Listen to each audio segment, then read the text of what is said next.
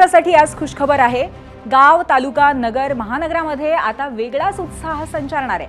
सभा, road shows, घरोघरी जाऊन प्रचाराची लगबग सुरू होणार आहे। कारण 2017 नंतर अनेक वर्ष हुलकावणी देऊन अखेर स्थानिक स्वराज्य संस्थांच्या निवडणुकांनी मतदारांच्या दारात येऊन वर्दी दिली आहे। कधी आरक्षण, कधी कोविड, तर कधी प्रभाग रचना, विविध कारणांनी निवडणूक लांबणीवरती पडली आणि कार्यकाळ संपल्यावरती स्थानिक स्वराज्य संस्थांचा कारभार प्रशासकांच्या हाती गेला। पण निवडणुकांचा मुहूर्त काही केला निघतच नव्हता। आता मात्र नगरपंचायती आणि नगर परिषदांपासून जिल्हा परिषदा ते महापालिकांपर्यंत निवडणुकांचा सोहळा सुरू होतोय। हा खऱ्या अर्थाने आपल्या आजूबाजूच्या, आपल्या परिसराचा लोकशाही उत्सव आहे। आपल्या घरात येणारे पाणी, शहरातले रस्ते, सार्वजनिक वाहतूक, स्वच्छता, शहरातलं कचऱ्याचं व्यवस्थापन, शिक्षण, आरोग्य अशा प्रश्नांशी निगडीत असलेली ही तुमची आमची निवडणूक। आणि म्हणूनच ही निवडणूक आपल्या शहराची, गावची, अगदी आपल्या घरचीच आहे असं समजूया। यात राजकारण होईलच, पण समाजकारण आपल्या हिताचं असणं आपल्यासाठी सगळ्यात महत्त्वाचं आहे। म्हणूनच सजगतेने निवडणुकीसाठी सज्ज होऊया आणि अर्थातच या निवडणुकीच्या धुरळ्यापासून अगदी गुलाल उधळेपर्यंत एबीपी माझा आणि झिरो आवर प्रत्येक अपडेटसाठी, प्रत्येक विश्लेषणासाठी तुमच्या साथीला आहेच। चला तर मग सुरुवात करूया आजच्या झिरो आवरच्या भागाला, ज्यात मी पूर्वी भावे तुमचं मनपूर्वक स्वागत करते। आज राज्य निवडणूक आयोगाने 246 नगर परिषदा आणि 42 नगरपंचायतींचा निवडणूक कार्यक्रम जाहीर केलाय। 2 डिसेंबरला आपल्याला मत नोंदवायचं आहे आणि 3 डिसेंबरला मतमोजणी होणार आहे। टप्प्याटप्प्याने जानेवारीपर्यंत निवडणुकीचा प्रवास महापालिकेपर्यंत पोहोचेल। पहिल्या टप्प्यामध्ये 1,07,03,567 मतदार मत नोंदवणार आहेत आणि मतदान हे ईव्हीएम वरच होणार आहे, हे सुद्धा महत्त्वाचं। दुबार मतदान रोखण्यासाठी नवीन यंत्रणा निवडणूक आयोगाने अंमलात आणलेली आहे, त्याबद्दलही आपण माहिती घेणार आहोत। आता या निवडणुकांचा राजकीय प्रवास फारच रोचक टप्प्यावरती आलाय आणि त्यावरच आधारित आजचा आमचा प्रश्न आहे। हा प्रश्न आम्ही निवडणुकांच्या तारखांची घोषणा होण्यापूर्वी तुम्हाला विचारला होता। प्रश्न पाहूयात पोल सेंटरला। आजचा आमचा प्रश्न आहे, आज निवडणुका जाहीर झाल्या तर कोणता पक्ष सर्वाधिक स्थानिक स्वराज्य संस्थांमध्ये सर्वात मोठा पक्ष ठरेल असं वाटतंय? भाजप, काँग्रेस, शिवसेना आणि शिवसेना उद्धव बाळासाहेब ठाकरे असे 4 पर्याय आम्ही दिलेले आहेत। आपलं मत जरूर नोंदवा, अजूनही प्रश्न लाईव्ह आहे।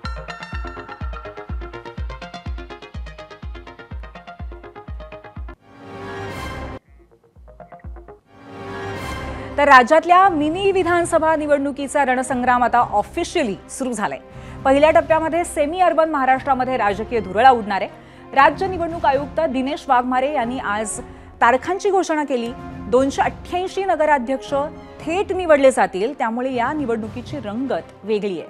तसंच एका मतदारानं 2 ते 4 जागांसाठी मतदान करणं अपेक्षित आहे, त्यामुळे नगरसेवक होण्यासाठी इच्छुक असलेल्यांना जास्त व्यापक भागामध्ये आपला प्रचार करावा लागणार आहे।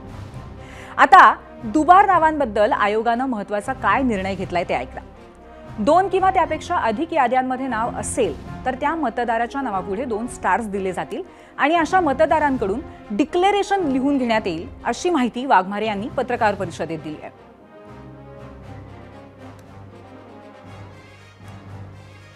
जे संभाव्य दुबार नावाबाबत राज्य निवडणूक आयोगाने पूर्ण दक्षता घेतलेली आहे। राज्य निवडणूक आयोगाने त्यांच्या सिस्टीमवर टूल विकसित केलेला आहे आणि या टूलच्या माध्यमाने प्रत्येक नगरपरिषद, नगरपंचायतीमधील प्रभागामध्ये संभाव्य दुबार मतदार हे डबल स्टार असे चिन्ह त्याच्या पुढे आलेले आहे। सर्व मतदान केंद्रावर त्याचं डबल स्टार म्हणून नोंद होईल आणि असा मतदार मतदान केंद्रावर आल्यानंतर त्याच्याकडून एक डिक्लेरेशन घेतलं जाईल की या मतदान केंद्राव्यतिरिक्त इतर मतदान केंद्रामध्ये त्यांनी मतदान केलं नाही किंवा या मतदानानंतर दुसऱ्या मतदान केंद्रावर तो मतदान करणार नाही, म्हणजे एकाच मतदान केंद्रावर त्याला मतदान करता येईल। तर सुरुवात होतीये नगरपंचायती आणि नगरपरिषदांच्या निवडणुकांनी। या निवडणुकांचं वैशिष्ट्य काय आहे ते आपण पाहूयात आमच्या मीडिया सेंटरला जाऊ। निवडणूक घोषणेची प्रमुख वैशिष्ट्ये बघूयात। मतदारांच्या सोयीसाठी नव्या ॲपची निर्मिती करण्यात आली आहे। मतदानाचा टक्का वाढवण्यासाठी 32 कॅम्पेन्स राबवल्या जातील। दिव्यांग मतदार, तान्ही बाळं यांच्यासह असलेल्या स्त्रिया, ज्येष्ठ यांना मतदानात प्राधान्य दिलं जाईल। काही मतदार केंद्र ही गुलाबी असतील, त्यामध्ये सर्व अधिकारी या महिला असतील। काही इमारतींमध्ये मोबाईल घेऊन जाता येईल, मात्र मतदान केंद्रावरती परवानगी नसेल. हे मोबाईल एके ठिकाणी डिपॉझिट करता येतील. संबंधित ठिकाणचा निर्णय निवडणूक निर्णय अधिकारी घेतील असं सांगण्यात आलेलं आहे. खास करून मोबाईलच्या बाबतीत हे आज म्हटलं गेलं. व्हीव्हीपॅटची सुविधा उपलब्ध नसेल, ईव्हीएम वरती निवडणुका होणार आहेत.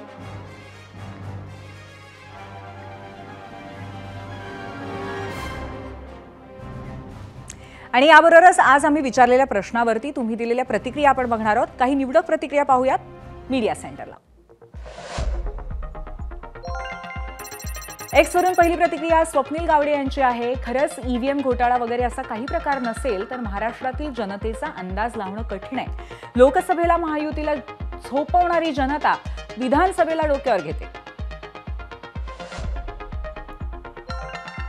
एक्सवरनं पुढची प्रतिक्रिया अमित जाधव यांची आहे. एबीपी माझाच्या 0 आवरमध्ये जनतेचा कौल शिवसेना उद्धव बाळासाहेब ठाकरे पक्षाला आहे, मग ईव्हीएम वरती निकाल भाजपच्या बाजूने कसा लागतो. एक्सवरून पुढची प्रतिक्रिया संकेत खापर्डे यांची. मतदार यादी आणि ईव्हीएम मध्ये घोळ नाही केला तर भाजपची परिस्थिती सामान्यांमध्ये बिलकुल चांगली नाही असं त्यांचं मत आहे. युट्यूबवरनं पुढची प्रतिक्रिया बघूया. विष्णू सावसे यांची आहे. सध्याची राज्यातील परिस्थिती पाहता सर्वात जास्त जागा शिवसेना उबाठा गट आणि भाजप यांच्या येतील असं त्यांना वाटतंय.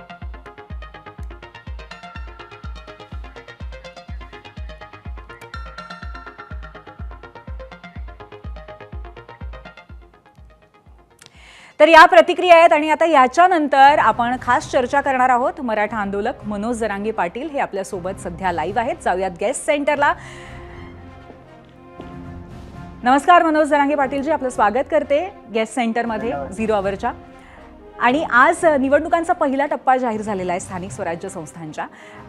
ही सगळी निवडणूक जाहीर झाल्यानंतर नक्की आपल्या डोळ्यासमोर निवडणुकीच्या दृष्टीने सध्या चित्र काय दिसतंय? सगळ्यात अगोदर शेतकऱ्यांचं चित्र काही खूप मोठं. शेतकरी उद्ध्वस्त झालेला असताना निवडणुकाची इतकी घाई करण्याची काही गरज नव्हती. आणि तुम्ही शेतकऱ्यांचे जे संसार उद्ध्वस्त झाले ते अगोदर व्यवस्थित करणं गरजेचं होतं. परंतु आता काय शेतकऱ्यांचं गोरगरीब जनतेचं कोणाला काय पडलंच नाही. तिथे दलित मुस्लिम सगळे अडचणीत येत, गोरगरीब मायक्रो ओबीसी अडचणीत ये, मराठा इथं अडचणीत ये, इथं सगळा संबंध राज्यातला शेतकरी प्रचंड अडचणीत इथं काहीही घेणार राहिलं. आपली निवडणूक, आपली सत्ता, आपण आपले लाल दिवे भोगायचे, फक्त एवढंच स्वप्न आणि त्यातून पैसा कसा कमावता येईल, शेतकरी किती बर्बाद होईल आणि कसा बर्बाद केला जाईल, त्याला कसं येड्यात काढायचं, लाडक्या बहिणीला कसं येड्यात काढायचं, एवढं काम सुरू आहे. आम्ही खुश नाहीयेत निवडणुकावरती, अजिबात खुश नाहीयेत. जे लोकशाहीचा उत्सव आहे ते घ्यायलाच पाहिजे. परंतु शेतकरी संकटात असल्यावर नाही घेतल्या तरी चालतं. अगोदर शेतकऱ्यांचे प्रश्न सोडवायला पाहिजे होते.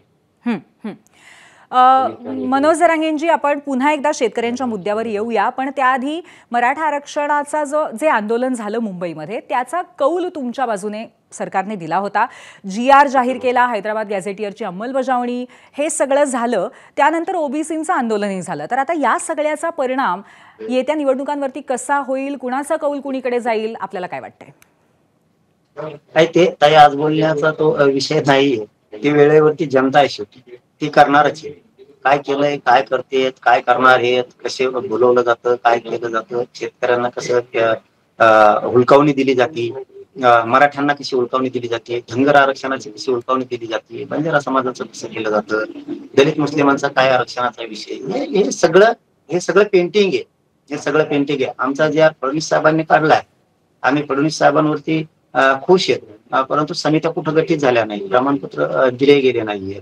विखे पाटील साहेबांना पण काढला, आमच्या शिंदे साहेबांना पण तो GR काढायला सहकार्य केलं. परंतु आतापर्यंत GR काढला म्हणल्यावर ते वाटप होणं खूप गरजेचं होतं. परंतु तसं काही झालेलं नाही. परंतु ठीक आहे, समाजाला GR दिला हे महत्वाचं आहे. जसं 1994ला GR दिला गेला आणि 16% आरक्षण दिलं गेलं. आजपर्यंत त्या पिढ्यापासून म्हणजे 25 जवळपास 30-31 वर्ष झाली त्या विषयाला. तेव्हापासून आजपर्यंतही त्यांचे पूर्ण प्रमाणपत्र काढतात. तसं आमचा हैदराबादचा काढलेला GR याच्यामुळं आता हे आजीवन GR झालेलं आहे. कधी पण मराठी काढू शकतात, महिन्यात काढू शकतात, समित्या गठीत झाल्यावर गाव लेवलच्या तेव्हा 6 महिन्यात काढू शकतात, वर्षात काढू शकतात. 1 वर्षाच्या आत मराठवाड्यातला 100% मराठा आरक्षणात जाणार, यात काही दुमत नाही. परंतु सध्या तरी नुसता JR काढला आणि समित्या मात्र गठीत केल्या नाही, हे सत्य आहे. आणि आमच्यापेक्षाही जास्त रोष शेतकऱ्यामध्ये प्रचंड आहे. म्हणजे तुम्ही असं म्हणताय की त्या GR बद्दल तुम्हाला समाधान आहे, परंतु प्रक्रिया तेवढी वेग घेत नाही आहे, त्याबद्दल कुठेतरी तुम्ही असमाधान व्यक्त करताय. आणि त्याचबरोबर कर्जमाफीबद्दल सुद्धा तुमचं समाधान नाही आहे, असमाधान आहे, अत्यंत स्पष्ट आहे. त्यामुळे तुमचा कल आता सध्या नक्की कोणत्या बाजूने आहे? तुमची भूमिका येत्या निवडणुकांच्या पार्श्वभूमीवर कशी आहे असं आम्ही समजायचं? नाही काही मी नाही पडणार, कारण मी राजकारणाचा मला नादच नाही. मी त्यावेळेस सांगितलं ना, आजही ABP माझाला प्रामाणिकपणानं सांगतो की तो मला राजकारणाचा नादच नाही. आणि ग्राउंड लेवलच्या निवडणुका असतात, ह्या गावखेड्यातल्या निवडणुका असतात, समोरून बाजूचे सगळे आमचेच लोक असतात, एकमेकाचे रोजचे पाठ असतो, एकमेकांचा रोज चेहरा बघण्यात असतो. त्याच्यामुळे मी या निवडणुकीत पडणारच नाही. मी विधानसभेला सुद्धा पडलोच नव्हतो. कारण मी जास्त कशामुळे नाराज आहे की त्याचं कारण असं आहे की सरकारनं 100% आरक्षण JR दिलाय का, तर हो दिला. तिथं आम्ही खुश आहे. पण आम्ही नाखुश कुठे आहेत, नाराज कुठे आहेत आम्ही, की आम्हाला JR काढलेला असताना सुद्धा समित्या गठीत केल्या नाही, मराठवाड्यातल्या मराठ्याला आरक्षण दिलं. JR काढला 100% खुश आहेत आम्ही, कारण आम्हाला माहिती आहे मराठवाड्यातला सगळा मराठा आरक्षणात जाणार. आणि मी एक वर्षात तुम्हाला घातलेला आहे, त्याच्यात दुमत नाही. माझ्या समाजात माझे विश्वासी, मी लेकरू म्हणून त्यांचं काम करतोय, त्यामुळे तिथं काही अडचण नाही. परंतु JR काढलेला असून सुद्धा साध्या समित्या गाव लेवलच्या नेमण्यासाठी प्रमाणपत्र वितरित झाले नाही. मग आता आमचं म्हणणं ABP माझाच्या माध्यमातून सरकारनं होणाऱ्या भरत्या, पोलीस भरती असेल कुठली असेल, मराठवाड्यातल्या मराठ्यांना प्रमाणपत्र वितरित करेपर्यंत ते पुढे ढकलावात. सगळ्या जेवढ्या भरत्या तेवढ्या पण पुढे ढकलून घ्यावात, ही पण आमची इच्छा आहे. पुढं आता निवडणूक झाल्यावरच देतील ते, आता तर काय चर्चेत लागली म्हणल्यावर आता प्रमाणपत्र हैदराबाद गॅजेटच्या JR नुसार आता याच्या नंतरच मिळणार आहे. हे तर आता 100%. पण मनोज दादा, म्हणजे काहीतरी एक डेडलाईन असली पाहिजे ही प्रमाणपत्र द्यायला, असं आपल्याला म्हणायचंय? हो, काढलं ना फडणवीस साहेबांनी, आता JR दिलाच ना मराठ्यांना, धडाधड देऊन टाकायला पाहिजे होती. कारण त्यांच्याकडे आधार होता गॅजेटचा, कोणी नाव ठेवायची काही गरज नव्हती. ओबीसीचे नेते बोंबलत होते तर ते राजकीय स्वार्थासाठी बोंबलत होते. फडणवीस साहेबांनी एक गोष्ट ओळखायला पाहिजे होती की JR आपण दिला, मराठ्यांच्या लेकरांचं कल्याण करायचं आपण ठरवलंय आणि आपल्याला आधार आहे गॅजेटियरचा, तर आपण गॅजेटियर नुसार दिलंय असं ओबीसी नेत्यांना त्यांनी सांगायला पाहिजे होतं. तुम्हाला कुठेही धक्का आम्ही लावलेला नाही, परंतु आमचा JR काढलाय त्याबद्दल आम्ही समाधानी आहेत, मराठी आरक्षणात जाणार. पण आतापर्यंत जायला पाहिजे होते, प्रमाणपत्र थोडेफार वाटप व्हायला पाहिजे होते, ते मात्र समाधान नाहीये, ते मात्र सत्य आहे, ते मी नाकारणार नाही म्हणजे नाही. पण मनोज दादा, जर आपण ऑगस्टमध्ये आपल्याला JR मिळाला तर तुमच्या डोक्यामध्ये काही विशिष्ट डेडलाईन आहे का की या तारखेपर्यंत सरकारने वाटप केलं पाहिजे प्रमाणपत्रांचं? याच्या आत बरेच द्यायला पाहिजे होते त्यांनी, किमान एका गावात 50-50 तरी प्रमाणपत्र किमान जायला पाहिजे होते आतापर्यंत. पण त्यांनी आणखी समित्याच गठीत नाही केला. आता मधल्या काळात आम्ही काय ऐकलं की शेतकऱ्यांवरती संकट आलं आणि सरकारनं सांगितलं आता जर समित्या गठीत केल्या, विखे पाटील साहेबांनी सुद्धा सांगितलं समित्या जर गठीत केल्या तर असं होऊ शकतं, पंचनामे करावं का काय करावं. आम्हाला कळलं बाबा मराठवाड्यावर संकट आलेलं आहे, मराठवाड्यातले मराठी शेतकरी आहेत, मग 2 दिवस लेट काढता येते प्रमाणपत्र, काय फरक नाही पडत. आपला अगोदर शेतकऱ्याचे संसार उद्ध्वस्त झाले तर त्यांचे पंचनामे होऊ द्या, या भूमिकेत ताई आम्ही राहिलो. आणि तोवर यांनी आता लगेच आचारसंहिता लिहून टाकली. आता त्याच्यानंतर देतील असं वाटतं, परंतु सध्या तरी मिळालं नाही एवढी नाराजी मात्र नक्की आहे. परंतु JR दिलाय त्या JR नुसार मराठवाड्यातला मराठा 100% आरक्षणात जाणार, हे मी खात्रीनं सांगतो. फडणवीस साहेबांनी काढलेला JR आहे. पण शेतकऱ्यांचं वाटलं झालं, शेतकऱ्यांचा विचार केला गेला नाही. या निवडणुकीची आचारसंहिता लावायला नको होती. बरोबर आहे मनोज दादा, तुम्ही आता तुमची नाराजी या प्रमाणपत्रांच्या वाटपाबद्दल व्यक्त केलेली आहे आणि त्याचबरोबर शेतकऱ्यांचा जो मुद्दा आहे तर तुमचा संपर्क एकंदरीत मराठवाड्यातल्या शेतकऱ्यांशी प्रचंड मोठा आहे. तुम्ही जरी म्हणाला असाल की निवडणुका तुमचा विषय नाही तरी सुद्धा तुम्ही अगदी तळागाळामध्ये शेतकऱ्यांच्या संपर्कात सातत्याने असता, तर त्या दृष्टीने आता संवेदना काय शेतकऱ्यांची निवडणुका तोंडावर असताना? लय अवघड आहे, शेतकऱ्याची संवेदना खूप अवघड आहे, खूप वेदना आहेत. लेकराला त्याच्याकडे पुस्तक घ्यायला सुद्धा वेळ नाही, दिवाळीचं 2 घास सुद्धा गोड खाऊ घालू शकला नाही. जे कापूस शिकून सोयाबीन विकून लेकराला कपडे आणायचे होते, 2 घास गोड खाऊ घालायचे होते, नाही घालू शकला. वाटोळं झालं पुरं, सगळं धान्य वाहून गेलं, सगळे पिकं वाहून गेले, काही राहिलेलं नाही. शेतात होते ते सडून गेले, पण सरकारला याचं देणं घेणं नाही. म्हणून मी रात्री शेतकऱ्यांच्या ज्या वेदना आहेत ना, हे ABP माझा मी पहिल्यांदा सांगतो. मी रात्री अंदाजे 8-8:30च्या दरम्यान मंत्री महोदय बावनकुळे साहेबांना फोन लावला होता, महसूल मंत्री साहेबांना. त्याच्यानंतर मी भरणे मामाला फोन लावला होता, कृषी मंत्री महोदयांना, की बाबा आता तुम्ही कर्जमाफी तर करणारच, त्याच्यात तर काय दुमत नाही. आणि ही एक सांगत राहिले की मुख्यमंत्री साहेबांच्या OED ला पण लावला होता मी रात्री, की एक काम करा, तुम्ही 30 तारीख दिली जूनची, कर्जमाफीच्या बद्दलची. हं. त्याच्यामध्ये काय करा तुम्ही, किमान आता इतके दिवस कसं जगायचं त्या शेतकऱ्यांनी, किमान अलीकडे तरी मार्चपर्यंत घ्या ना, 28 मार्च असे अलीकडे घ्या, ते तरी प्रयत्न करा. हं. किमान शेतकऱ्यांना काहीतरी वाटेल बाबा, जवळ आल्यावर पाहणे कर्जमाफी होईल. तुम्ही कुठे ती प्रयत्न करतो म्हणले. आणि याच्याबरोबर मी बावनकुळे साहेबांना आणि भरणे मामाला रात्री सांगितलंय की तुम्ही जी कर्जमाफी करणार आहेत मार्चपर्यंत करता किंवा तुम्ही जून पर्यंत करता, ही जी माफी करणार आहेत ना, याच्यात काय होतंय, फक्त नॅशनलाइज बँकाच्या त्यात आमचे सारखे गोरगरीब शेतकरी काय करतो, आम्हाला तिथं गोरगरीब शेतकऱ्याला कोणी ओळखते, आम्हाला कुठं ओळखते, नागरी सहकारी ज्या बँका असतात, पतसंस्था असतात, तिथं आम्हाला कर्ज दिलं जातं. गोरगरिबांना आम्हाला त्या बँकेकडे उभाच करत नाहीत ताई. मी एबीपी माझ्या माध्यमातून खूप मोठी माहिती सांगतो. मग भरणे मामांनी आणि बावनकुळे साहेबांनी रात्री सांगितलंय की पाटील तुम्ही म्हणतात हे पण बरोबरच आहे, तुम्ही काय करा, आम्हाला एक पत्र पाठवा, आम्ही काय करतो त्या पत्राच्या आधारे त्या सुद्धा बँका घेण्याचा प्रयत्न करतो. जरी 10-20 हजार कोटी रुपये आणखी वाढले तरी हरकत नाही, परंतु आम्ही ते करतो. आता करतात का नाहीत माहित नाही. आज आम्ही पत्र पाठवले त्यांना, कॅबिनेटमध्ये घ्यायचे सांगितले होते, घेतले का नाही माहित नाही. आमच्या अंतर्गत थोडंसं दुःखद एक घटना झाली, निधन झालं म्हणून आम्ही फोन नाही केला नसता. पण मनोजला मग या पार्श्वभूमीवर सरकारकडनं अशा पद्धतीचा काहीतरी निर्णय येईल आणि ही तारीख अलीकडे घेतली जाईल, याबद्दल तुम्हाला सकारात्मक प्रतिसाद मिळालाय का? आणि तुम्हाला खरोखरच असं वाटतं की लवकरात लवकर हे कदाचित होण्याची शक्यता आहे का? थांबावं लागणार आहे 30 तारखेपर्यंतच, 30 जून पर्यंत? नाही नाही, थांबायची आमची इच्छाच नाही. आता ती घेतली ना, आणि मतभेद दिसले नाही पाहिजे दोघात कधी पण, शेतकऱ्यात नेतृत्वात पण नाही आणि शेतकऱ्यात पण नाही. मग आता काय करायला पाहिजे, तर मग आता पर्याय नाही. जर तुम्ही आता कर्जमाफीची वेळ आणलीच तर तुम्ही नुसते नॅशनलाइज बँकेचे करता, गोरगरीब ताई सहकारी बँकेकडून घेतात, पतसंस्थांकडून घेतात, हे पण घ्या ना त्याच्या, कारण आम्हाला तिकडं नाही कोण ओळखीत. इथं काय असतं, ही बँक कोणत्या तरी एखाद्या नेत्याची असते म्हणा किंवा एखाद्या उद्योगपतीची असती, मग तो काय करतो, गरीब शेतकऱ्याला देतो, बाबा चला तुला हे कर्ज देतो, ते तसंच राहून जातं त्याच्यावरती कर्ज, भेटतच नाही. या पण संस्था तुम्ही याच्यात घ्या, व्यापारी सहकारी बँका असतात, या व्यापारी सहकारी बँका पण आम्हाला कर्ज देतात. तुमचं कोणचं जातं, सोसायटीचं आणि नॅशनलाइज बँकेचं, परत आमच्या गाड्याला फास राहतोच ना शेतकऱ्यांच्या. आणि माझं म्हणणं आहे की बाबा तुम्ही मार्चमध्ये अलीकडे तरी या, कमीत कमी तेवढं तरी करा, कारण हे बदलणार नाहीये, आता चित्र दिसतंय. आणि तुम्ही नाही केलं तर आम्हाला आंदोलन करावंच लागणार आहे, त्याला नावे लागेल. आणि शेतकऱ्यांनी मात्र धडा शिकवला पाहिजे हो. प्रत्येक वेळेस आपले जर अपमान करत असले, आपल्याला हिंमत असले ना, आपल्याला जो आपला नाही ना त्याला मतं नाहीच केले पाहिजे या मताच्या. आता मी त्या निवडणुकीत नाहीये, त्याच्यामुळे मी जास्त बोलणार नाही. जे मराठ्यात जे करायचे ते करते. बरोबर आहे, पण यामुळेच शेतकऱ्यांनी कुठेतरी धडा शिकवला पाहिजे, स्वतःसाठी कुठेतरी उभं राहिलं पाहिजे. या मुद्द्यामुळेच शेतकरी किंवा पूर परिस्थिती हे सगळे मुद्देच सगळ्यात महत्वाचे ठरतील. काय वाटतं तुम्हाला निवडणुकीत? हो, नक्की नक्की ठरणार आहे. काही नाही राहिलं वगैरे.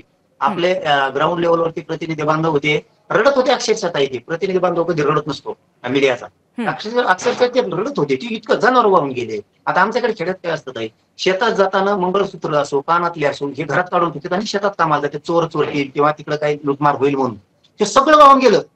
धान्य, भांडे, कपडे काहीच नाही राहिलं घरात.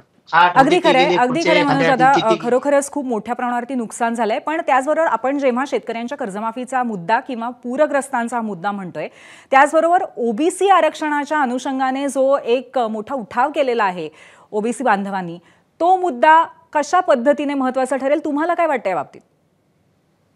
अजिबात नाही ताई, ओबीसी बांधवांनी नाही, ठराविक जातीच्या ओबीसीच्या फक्त नेते नाही, ओबीसीचे पण नेते नाहीये, ठराविक जातीच्या लोकांनी त्यांच्या स्वार्थासाठी केलेले. ओबीसी एवढा हुशार झालाय आता, आणि मराठा सुद्धा एवढा हुशार झालाय, गरीब मराठा आणि गरीब ओबीसी म्हणतो मी, की यांनी चालीवर केल्यात नेत्यांच्या. हे राजकीय स्वार्थापोटी आपल्याला लावून देतात, यांना काय घेणं देणं नाही पडलेलं. ओबीसीच्या लक्षात आलंय ना, मराठ्यांच्या जर नोंदी आहे तर आपण काय विरोध करायचा, आपल्या लेकरात त्या लेकरात काय फरक आहे, त्याला दिलं पाहिजे. परंतु मी एका गोष्टी समाधानी आहे रात्रीच्या, की भरणे मामानी आणि बावनकुळे साहेबांनी सांगितलंय आम्ही 100% पलीकडे येण्याचा प्रयत्न करतो, आणि ह्या ज्या बँका घ्यायच्या ह्या पण घेतो. आणि मी त्यांना दुसरंही सांगितलं की 100% नुकसान भरपाईने दिली, 5-5 आणि 6-6 हजार रुपये दिले. काही शेतकऱ्यांचे तर खातेच ब्लॉक सांगत आहेत. मग आता तुमचं सरोवर सांगतंय सरकारचं का बँकावालेच मुद्दाम करतात का, आम्हाला काहीच कळत नाहीये. एक तर 5-5, 7-7 हजार दिले, मालाला भाव नाहीये. तुम्ही हमी भाव जे दिलाय ना, आता जे ताई गेलो एक गंभीर विषय, मी एबीपी माझा मुद्दाम सांगतोय, कारण रात्री मंत्री महोदयांना सुद्धा सांगितलं, तुम्ही जे हमी भाव दिला ना त्या हमी भावाप्रमाणे तरी खरेदी करा ना, आणि जिथं खरेदी होत नाही त्याच्यावर गुन्हे तरी दाखल करायला लावा ना. शेतकऱ्याला अधिकार द्या ना, जो हमी भावानं घेणार नाही ना त्याच्यावर गुन्हे दाखल करा. गुन्हे सुद्धा दाखल होत नाही. तो खूप विदारक परिस्थिती झाली शेतकऱ्यांची, वाईट वाईट वाईट होऊन बसले. कसं जागावं हेच कळत नाही, कर्ज कसं फेडायचं, पोरांच्या फीस कशा भरायच्या, कसं खत कसं आणायचं. आता ताई जे शेतात सडलंय ना, आता वाहून जाणार गेले, पण शेतात सडलंय ना त्याला काढायला सुद्धा 9-10 हजार रुपये गेले. म्हणजे ते घाण काढून बाहेर फेकायला ना दुसरी पेरणी करायला. बी कुठून आणायचं, खत कुठून आणायचं, कोण उधार देणार, कर्ज कोणचं घ्यायचं. आता मी रात्री ते सुद्धा सांगितलं, बावनकुळे साहेबाला सांगितलं, भरणे मामाला सांगितलं, आता हप्ते मागायचे बंद करणार ना बँका. तुम्ही आता 30 तारीख सांगितली, कर्ज मागायला बँकेवाला दारात नाही नेणार, ते आदेश काढा. शेतकऱ्याच्या दारात कोणीही हप्ता मागायला कर्जाचा बँकेवाला येणार नाही, तो एक आदेश काढा. आणि दुसरा, त्याला पुनर्गठन म्हणजे दुसरं जे कर्ज लागतंय त्याला शेतीचं ते द्यायचं सांगा. कारण तुम्ही देणार आहेत ना 30ला.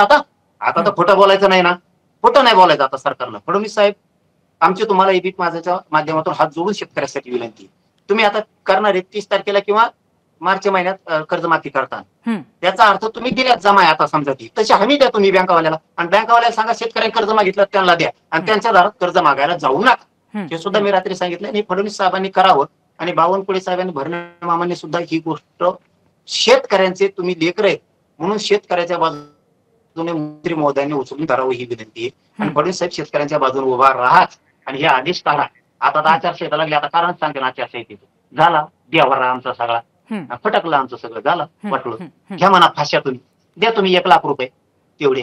फाशी घेतली की 1 लाख, फाशी घेतली की 1 लाख, ही झाली किंमत आमची. नाही, बरोबर आहे मनोज दादा, तुमचे मुद्दे अतिशय महत्वाचे आहेत आता.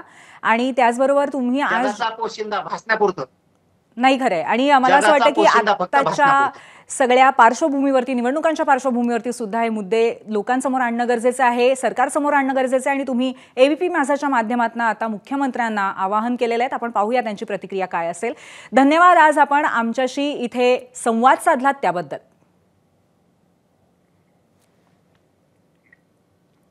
पुन्हा एकदा आपल्या विषयाकडे वळूयात, आणि तो विषय आहे निवडणुकांचा. निवडणूक आयोगाने निवडणुका जाहीर तर केल्या, पण पुढे ढकलण्याची मागणी करणाऱ्या विरोधकांचं काय? आज विरोधकांना हायकोर्टामध्ये धक्का बसलाय. मतदार याद्या आणि त्यांच्याशी संबंधित प्रक्रियांवरती आक्षेप घेणाऱ्या 4 याचिका फेटाळण्यात आल्या आहेत.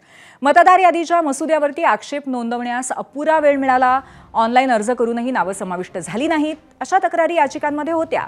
मात्र सुप्रीम कोर्टाच्या आदेशानं निवडणुकांचा कार्यक्रम जानेवारीच्या 31 तारखेपूर्वी संपवायचा आहे, हे निरीक्षण नोंदवत मुख्य न्यायमूर्ती चंद्रशेखर आणि न्यायमूर्ती गौतम अखंड यांच्या बेंचनं याचिका फेटाळल्यात. मतदार याद्यांमध्ये मुस्लिम मतदारांचीही दुबार नावं असून त्याबाबत महाविकास आघाडी गप्प असल्याचा आरोपही भाजपनं आज पुन्हा एकदा केला. याला वोट जेहाद असं नाव मुंबई भाजप अध्यक्ष अमित साटम यांनी पुन्हा एकदा दिलं आणि विरोधकांनी हा आरोप फेटाळला. पाहूयात.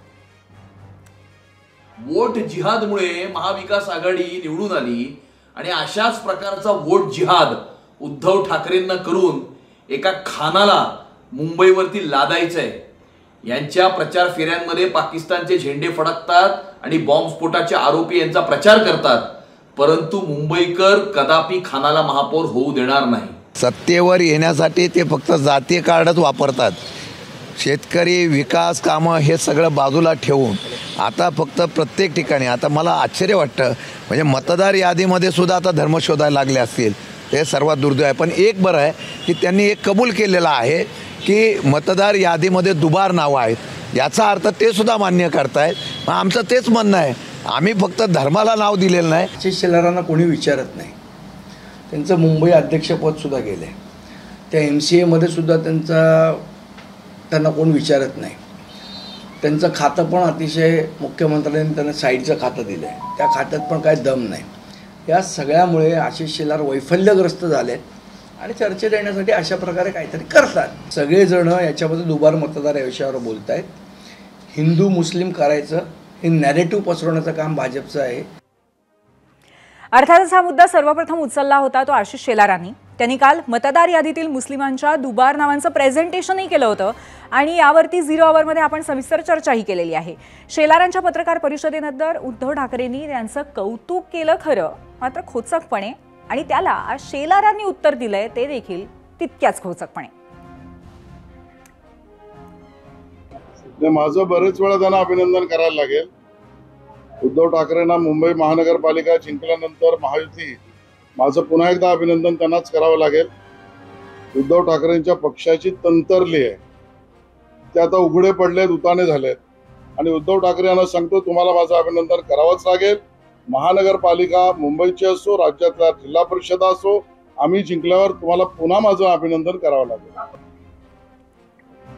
आणि यानंतर वेळ झालेली आहे आजच्या आपल्या विषयावरती चर्चा करण्याची आणि त्यासाठी आपल्या गेस्ट सेंटरला आहेत राष्ट्रवादी शरदचंद्र पवार पक्षाचे आमदार उत्तमराव जानकर, त्याचबरोबर भाजपचे आमदार किशोर जोरगेवार आणि त्याचबरोबर काँग्रेस आमदार सुद्धा नितीन राऊत सुद्धा आपल्याबरोबर कनेक्ट होणार आहेत. लवकरच आपण थोड्या वेळातच त्यांच्यासोबत सुद्धा संवाद साधणार आहोत.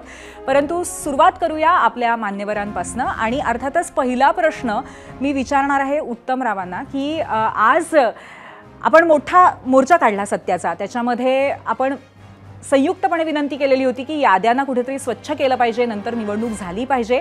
परंतु आज पहिला टप्पा जाहीर झालेला आहे. आता याच्यावरती पवित्रा काय असणार आहे आपल्या पक्षाचा?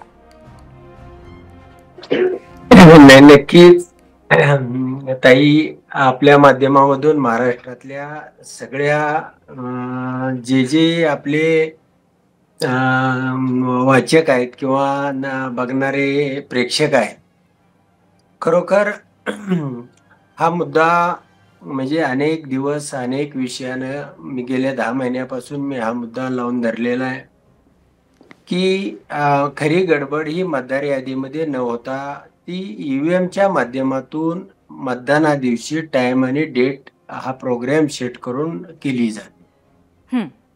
तर महाराष्ट्रामध्ये या निवडणुका होत असताना त्याच्यामधला हा काय प्रोग्राम आहे, हा प्रोग्राम हा सर्वसामान्य जनतेला, पक्षाला, कार्यकर्त्यांना सर्वांना दिला पाहिजे. महाराष्ट्रामध्ये हे जे चोरीचं सरकार आलं त्याला कारण एवढंच आहे की ईव्हीएम मध्ये सेटिंग केलेलं होतं. आता गोंधळ उडालेला आहे, देशभरामध्ये याची चर्चा झालेली आहे. राहुलजी इथं सत्याचा मोर्चा झालेला आहे आणि सत्याच्या मोर्चामध्ये मी भाषण करत असताना मी स्पेसिफिक एवढंच सांगितलं होतं की तुम्ही ज्या वेळेला त्याचा प्रोग्राम काय आहे तो बर्न करताय, म्हणजे मशीनमध्ये प्रोग्राम टाकला जातो आणि तो वन टाइम बर्न केला जातो की तो जगातल्या कोणालाही प्रोग्राम उलगडता येत नाही, पुन्हा त्याचं फॉरेन्सिक टेस्टिंग करता येत नाही आणि तो कुणाला पुन्हा बघता पण येत नाही. म्हणजे एकदा प्रोग्राम टाकला की तो कायमस्वरूपी संपलेला आहे. मग आमचं म्हणणं असं आहे की त्याच्यामध्ये पुन्हा प्रोग्राम लिहिता येत नाही, वाचता येत नाही. तर हा जो काय प्रोग्राम आतमध्ये टाकलेला आहे हा प्रोग्रामच यांच्या जिंकण्याचं देशामध्ये असेल, राज्यामध्ये असेल, अनेक राज्यामध्ये असेल, वेगवेगळ्या भागामध्ये आलटून पालटून असेल. परंतु हा प्रोग्राम आहे त्याचा बळी हे महाराष्ट्र राज्य गेलंच, पण माझा मतदारसंघ आहे तो 1 लाखाच्या वरती मतदान हे चोरीला गेलं.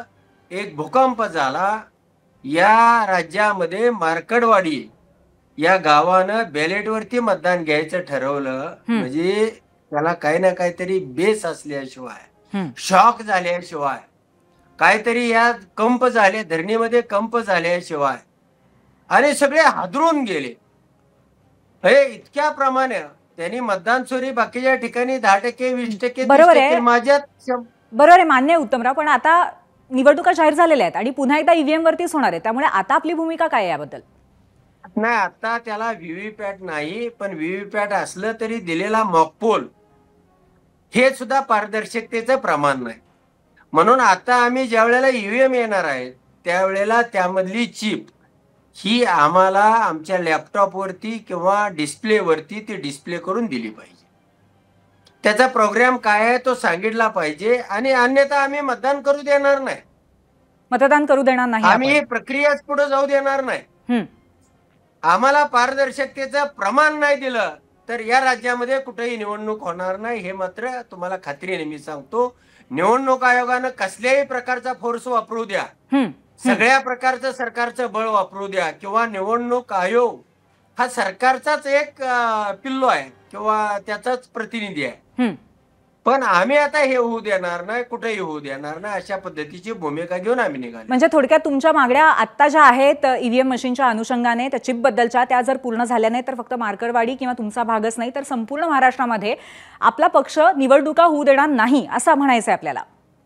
अगदी नाही नाही, त्याचं पारदर्शकतेचं प्रमाण दिलं पाहिजे की यामध्ये प्रोग्राम काय, हा तो फक्त 1+1+1 म्हणजे फक्त तो बेरीज करणारच असला पाहिजे.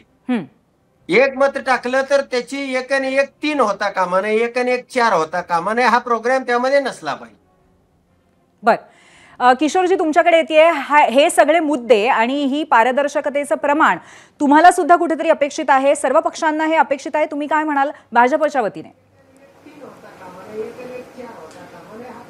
हे बघा की या ज्या व्यवस्था आहेत राज्य करण्याच्या, त्याच्यातली लोकशाही ही उत्तम व्यवस्था आहे. आणि जेव्हा आपण 75 वर्ष साजरे करतो आहे तर त्या काळामध्ये या निवडणुकांवर शंका घेणं हे अत्यंत हास्यास्पद आहे. या ठिकाणी उत्तमराव जानकर साहेब आहे, त्यांच्या नावामध्ये उत्तम आहे आणि जानकर आहे, परंतु त्यांचे जे संभाषण आहे, त्यांचा जो मुद्दा आहे, हा कोणत्याही भारतातल्या कोणत्याही व्यक्तीला न पटण्यासारखा आहे. जर आता मला एक सांगा, जर या गोष्टी जर होत्या तर जेव्हा एनडीएला 30 जागा लोकसभेच्या मिळाल्या, मग ते काय म्हणत होते, काय भूमिका होती त्यांची? त्यांची भूमिका त्यावेळेस होती की हा लोकांचा विजय आहे, जनतेचा विजय आहे. आणि विधानसभेमध्ये चित्र बदललं आणि त्यावेळेस त्यांनी एक नवीन मुद्दा काढला की मतं चोरीला गेली. ही भूमिकाच होऊ शकत नाही. प्रत्येक निवडणूक ही वेगळी असते. जेवढी मोठी निवडणूक त्याचे मुद्दे वेगळे, स्थानिक राज्याच्या निवडणुका त्याचे मुद्दे वेगळे, स्थानिक आता ज्या लोकल बॉडीच्या निवडणुका आज जाहीर झालेल्या त्याचे मुद्दे वेगळे, त्याच्या पुढाखाली जो आपण पंचायत समितीचे मुद्दे त्याचे मुद्दे वेगळे, ग्रामपंचायतीचे मुद्दे. प्रत्येक निवडणुका ह्या वेगवेगळ्या मुद्द्यावर मतदार हा भारतातला चोखंद मतदार आहे. तुम्ही एक बघा, तुम्ही असे अनेक तुम्हाला उदाहरणं सांगता येतील. माझ्या गावामध्ये चंद्रपूरमध्ये एका प्रभागामध्ये शून्य मतदारांनी 4 वेगवेगळ्या पक्षाच्या उमेदवारांना निवडून दिलेला. हा आपल्या महाराष्ट्रातला, देशातला हा मतदार हा जागरूक आहे, त्याला कळते. एक फेक नरेटिव्ह त्यांनी त्यावेळेस म्हणजे किशोरजी तुम्हाला फक्त असं म्हणायचं आहे की हा ईव्हीएमचा किंवा मतचोरीचा केवळ मुद्दा आहे निवडणुकीसाठी आणि उत्तमराव जे म्हणतात त्याच्यामध्ये काही तथ्य नाही आहे? बिलकुल तथ्य नाही आहे. निवडणूक आयोगाने जेव्हा त्यांना आवाहन केलं होतं की ही ईव्हीएम मशीन घ्या आणि तुम्ही आम्हाला पटवून द्या, तेव्हा काहीच केलं नाही. आणि आज हे काय करताय, 4 लोक गोळा व्हायचं, निवडणूक आयोगाकडे जायचं, ही भूमिका यांची आहे. काहीतरी एक आपण पुन्हा एकदा उत्तमरावांकडे जाऊया. उत्तमराव, तुम्ही काय म्हणाल याच्यावरती, कसं प्रत्युत्तर द्याल याला? हा नाही, याच्यामध्ये ताई एक तर त्यांच्या म्हणण्यासाठी काय अडचण असायची कारण नाही. मत चोरी हे लोकसभेला केलेलीच नव्हती आणि गेली अनेक वर्ष मी राजकारण करतोय. लोकसभेला चोरी झाली नव्हती, त्यामुळे चोरी केली म्हणायची काय कारण नव्हती. आणि विधानसभेला ज्या वेळेला यांनी ईव्हीएम मशीन सेट केली आणि इतके 1,08,000 मध्ये आलो, हा काय जाणीव होणारा किंवा न जाणीव होणारा असा छोटा फरक नव्हता. एवढ्या मोठ्या प्रमाणावरती ज्या वेळेला मत चोरी होते त्यावेळेला ही धरणी कंप पावायला लागली. उत्तमराव, आपल्या सोबत आता अमोल मिटकरी पण राष्ट्रवादीचे आलेले आहेत, आपण त्यांच्याकडे जाऊया. अमोलजी, लोकसभेला चोरीच झाली नव्हती मतांची आणि विधानसभेलाच झाली होती असा जो आरोप आता केलेला आहे उत्तमरावांनी, तुम्ही काय म्हणाल? सत्याचा मोर्चा ज्यामध्ये काँग्रेस पक्ष कुठेही सहभागी होताना दिसला नाही, हा सत्तेकरता काढलेला एक केविलवाना प्रयत्न अलीकडे महाराष्ट्र आणि महाविकास आघाडीच्या लोकांकडून बघितला. त्या स्टेजवर झालेली भाषणं आणि तिथे बसलेल्या लोकांचं एकमेकांबद्दल असलेल्या संवेदना ह्या सुद्धा बारकाईनं पाहिल्या. एक आकांड तांडव करणे नावाचा एक प्रकार आहे किंवा ऊर बडवून घेणे नावाचा एक शब्दप्रयोग आहे. आता लोकसभेच्या निवडणुकीपूर्वी जसा फेक नेरेटिव्ह सेट केला गेला होता की जर ही लोक सत्तेमध्ये आली तर संविधान बदलणार असा एक फेक नेरेटिव्ह त्यांनी सेट केला होता विधानसभेच्या पूर्वी, लोकसभेच्या पूर्वी. नंतरच्या काळात काय झालं तुम्हाला माहित आहे, लोकसभेमध्ये आज जे महाविकास आघाडीमध्ये सत्तेमध्ये आहेत त्यांच्या पक्षाला एक चांगलं लोकांनी कौल दिला. मात्र जशा पद्धतीनं त्याचं चिंतन केल्यानंतर परत सर्व वेगवेगळे पक्ष, राष्ट्रवादी काँग्रेस पक्ष, शिवसेना, शिंदे साहेब आणि भारतीय जनता पार्टी यांनी मिळून ज्या पद्धतीनं मग तो फेक नेरेटिव्ह खोडून काढला, त्याचा कौल म्हणून विधानसभेमध्ये एक वन हँड मॅन्डेट महायुतीच्या सरकारला मिळालं. आता स्थानिक स्वराज्य संस्थेच्या निवडणुकाचा कार्यक्रम हा जाहीर झालेला आहे. 2 डिसेंबरला निवडणुका, 3 डिसेंबरला आता त्याचा निकाल असेल. या धर्तीवर आता कुठला फेक नेरेटिव्ह सेट केला पाहिजे, तर मग ईव्हीएम सेटिंग आणि मतचोरीचा आरोप ह्या मुद्द्यावरच हे आकांड तांडव करतील. याच्या पलीकडे याचा दुसरा कुठलाही कार्यक्रम नाही आहे. महायुती म्हणून आम्ही या निवडणुकीला सामोरं जाणार आहोत. आता हे सांगतायत निवडणूक आयोग म्हणजे सरकारचं पिल्लू. आता त्यांनी धमकी पण दिलेली आहे जाहीर की मतदानच करू देणार नाही. तुम्ही मतदार राजाला मतदानच करू देणार नाही अशी जर जाहीर धमकी देत असाल तर ही हुकुमशाही नाहीच आहे. हा लोकशाहीचा पिंड असलेला देश आहे. त्याच्यामुळे अशी हुकुमशाही, दळपशाही हे चालत नाही. जनता जनतेचं काम करणार, जनता सुज्ञ आहे आणि महाराष्ट्रातली जनता त्यापेक्षा अधिक पट सुज्ञ आहे. त्यामुळे कुठलाही फेक नेरेटिव्ह या निवडणुकीत सेट होणार नाही. महायुती म्हणून आम्ही फेक नेरेटिव्हचा मुद्दा आहे असं आपल्याला म्हणायचं आहे. पण आता या मुद्द्यावरती आपण पुढची चर्चा पुढच्या एका मुद्द्यावरती जाणार आहोत, पण त्याआधी आपल्यासोबत काँग्रेसचे नितीन राऊत सुद्धा आलेले आहेत. आपण त्यांच्याशी चर्चा करूया. नितीनजी स्वागत आहे. आणि प्रश्न असा आहे की निवडणुका जाहीर होण्याबद्दल आता काँग्रेसची भूमिका काय आहे? नाही, काँग्रेस पक्षाची भूमिका या निवडणुकांमध्ये आज बहुतेक ठरलेली आहे. आज राजकीय व्यवहार समितीची बैठक होती आणि त्या बैठकीमध्ये निर्णय झाले असतील. मला अद्याप त्याची माहिती नाही, कारण त्या बैठकीला मी हजर नव्हतो. मी नागपूरला आहे, तर ते प्रांताध्यक्ष निश्चितपणे त्याविषयी माहिती देतील. बर, पण आता सत्याच्या मोर्चानंतर नक्की कशा पद्धतीने पुढे जाणार आहात तुम्ही? कारण याद्या साफ झाल्यानंतरच निवडणुका घ्याव्या असा कुठेतरी दृष्टिकोन होता, परंतु ते होताना दिसत नाहीये. होय, कारण आज सर्वात मोठा प्रश्न जर राज्यात कोणता असेल तर ती लोकशाही टिकणार आहे का, की सत्ताधाऱ्यांचा दबाव जिंकणार? आणि हा प्रश्न यासाठी निर्माण होतो की मतदार याद्या या योग्य रीतीने तयार झाल्या आहेत का? हजारो नावे गायब झाली, दुबार नोंदी आहेत आणि आयोगाकडे अजिबात उत्तर नाही.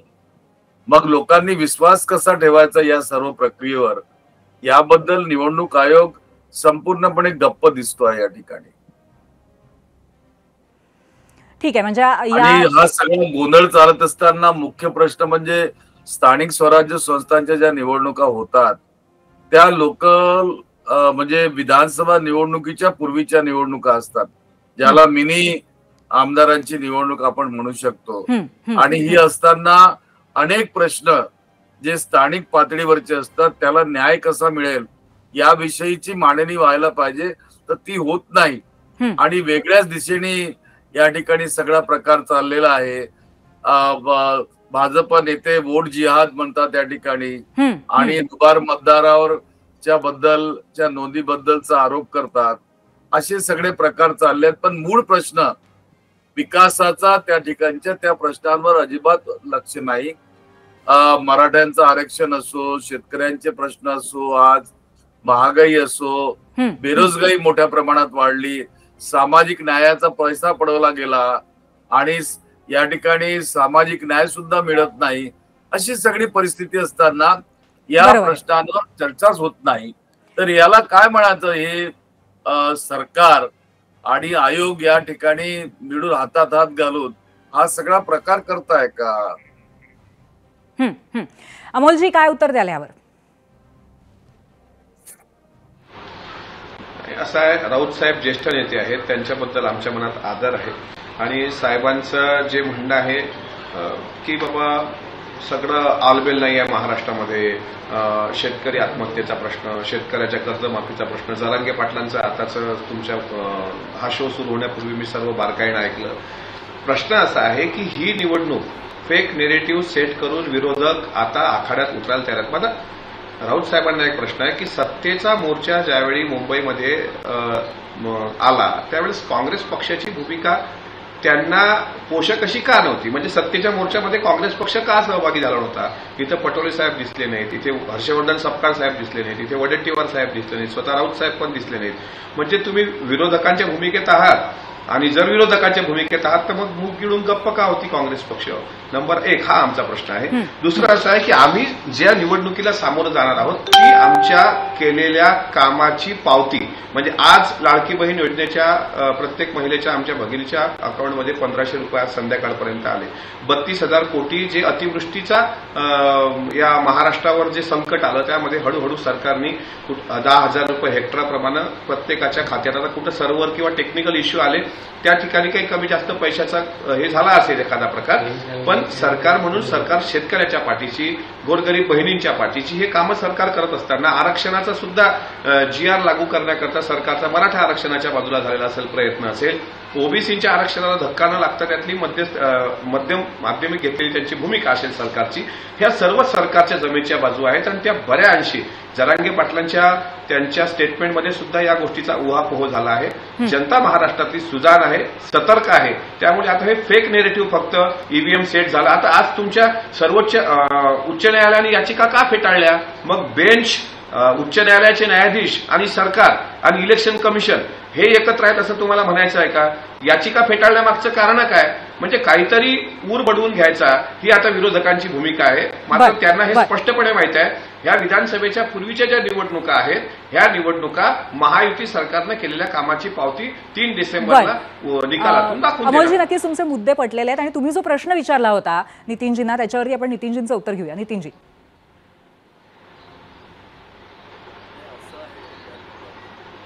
की मूळ प्रश्न या ठिकाणी जो निर्माण झाला आहे की सत्तेचा जो मोर्चा निघाला त्या मोर्चामध्ये वोट चोरीच्या बद्दलचं भाष्य करण्यात आलं, त्यावर प्रकाश टाकण्यात आला आणि त्याची कबुली काल आशिष शेलार यांनी त्यांच्या पत्रकार परिषदेच्या माध्यमातून दिलेली आहे.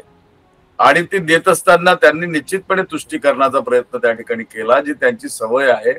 परंतु मूळ मुद्दा असा आहे की त्यांनी वोट चोरीला त्यांनी समर्थन केलेलं आहे, मान्य केलं आहे. तर ही जी निवडणूक असते या निवडणुकीमध्ये निवडणूक आयोग हे लोकशाहीचं हृदय असते आणि आज जे दिसत आहे की या लोकशाहीच्या हृदयावरच सरकारचा ताबा आहे की काय, तर या देशामध्ये आता लोकशाही जिवंत राहणार काय हाच मुळामध्ये प्रश्न सगळ्यांना या ठिकाणी पडतो आहे. माझ्या मित्रांनी या ठिकाणी सांगताना सांगितलं की हायकोर्टाने याचिका फेटाळल्यात. अहो, न्यायालय हे ऐकतं कुठं? न्यायालय तर सरकारचंच ऐकतायत ना. सगळे निर्णय जे दिसत आहेत ते निर्णय तुमच्याच बाजूनी आहे. एवढा मोठा पक्ष हा 2024 मध्ये फोडला आणि त्यानंतर सत्तेत आले तरी न्यायालयाने ती बाजू ऍक्सेप्ट केली नाही, निर्णय सुद्धा दिला नाही. अजूनही सुप्रीम कोर्टात ते भिजतं घोंगडं पडलेलं आहे. तर आपण काय म्हणणार? आणि यावर बोलत असताना मी तुम्हाला सांगतो की हा प्रश्न मीच मांडत नाही आहे. या ठिकाणी आमच्या देशाच्या अर्थमंत्री श्रीमती निर्मला सीतारामन साहेब यांचे पती हे म्हणतात की आता निवडणूक आयोग आणि सरकार यांचे जॉईन हँड्स आहेत. नंबर 1. नंबर 2, अयोध्याच्या निर्णयाच्या प्रकरणी नितीनजी तुमचे मुद्दे पडलेले आहेत, आपल्याकडे वेळ फारच कमी आहे. मी पटकन किशोरजींकडे जातीये. किशोरजी, तुम्ही कसं उत्तर देणार यावरती मला वाटतं तुम्हाला म्हणायचंय काहीतरी यावर. किशोरजी, नितीनजींचं हे बोलणं हे अत्यंत हास्यास्पद आहे. एकीकडे भूषणजी गवई सारखे हे विदर्भाचे सुपुत्र या देशाचे सर्वोच्च न्यायाधीश असताना एकूणच न्याय व्यवस्थेत प्रश्न उपस्थित करणं हे काही नितीनजी सारख्या व्यक्तींना न शोभणार आहे. हे लक्षात घेतलं पाहिजे की या देशामध्ये एक लोकशाही संपुष्टात आणण्याचा प्रयत्न जर कोणी केला असेल तर तो काँग्रेसने केलेला आहे. इंदिराजी गांधी यांनी त्यावेळेस इमर्जन्सी लावलेली होती. त्यांनी पूर्ण लोकशाही संपवून सर्व विरोधी पक्ष. नक्कीच किशोरजी, तुमचे मुद्दे कळतायत आणि मला असं वाटतंय की नितीन राऊत यांच्यापर्यंत पोहोचतायत.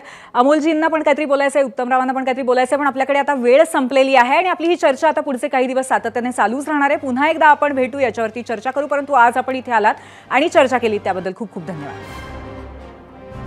आज निवडणुका जाहीर होण्यापूर्वी आम्ही विचारलेल्या प्रश्नाला झिरो अवरच्या प्रेक्षकांनी भरभरून प्रतिसाद दिलाय आणि या प्रश्नाला कौल काय मिळालाय हे आपण आपल्या पोल सेंटरला पाहूयात. एकूण 1,22,000 मतं आज आलेली आहेत. आणि 4 पक्षांचे पर्याय दिलेले होते.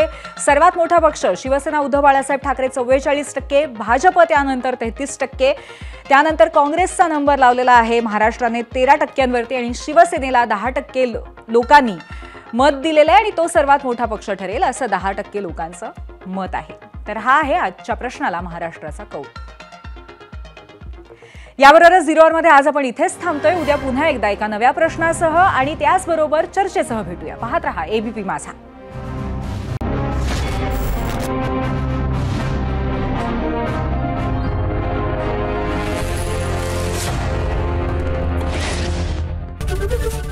एबीपी माझा, उघडा डोळे बघा नीट.